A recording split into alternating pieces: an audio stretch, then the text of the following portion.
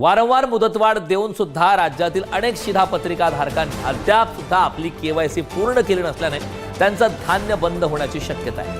30 जूनची अंतिम मुदत उलटून गेल्यानंतर आता ही आकडेवारी समोर आली आहे, ज्यामध्ये केवळ 75.76% काम पूर्ण झाले। त्यामुळे ज्यांनी केवायसी केली नाही त्यांचं धान्य आता बंद होणार अशी शक्यता आहे। विशेष म्हणजे सर्वाधिक ई केवायसी पूर्ण करणाऱ्या जिल्ह्यात अनुक्रमे ठाणे शहर आणि कोल्हापूर जिल्ह्याचा नंबर लागला।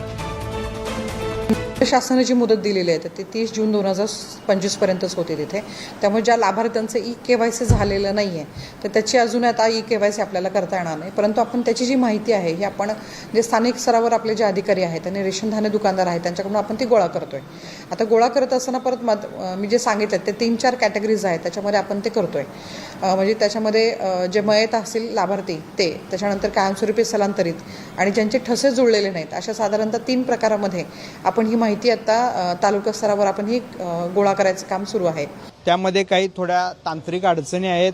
त्यामध्ये जे ई केवायसी करत असताना जे शारीरिक कष्टाचे काम केलेले लोक आहेत, उदाहरणार्थ पेंटिंग काम, सुतारकाम, गवंडी काम, वयोवृद्ध लोक आहेत, लहान मुलं आहेत, ह्यांच्या ई केवायसी मध्ये थोडी अडचण येत आहे।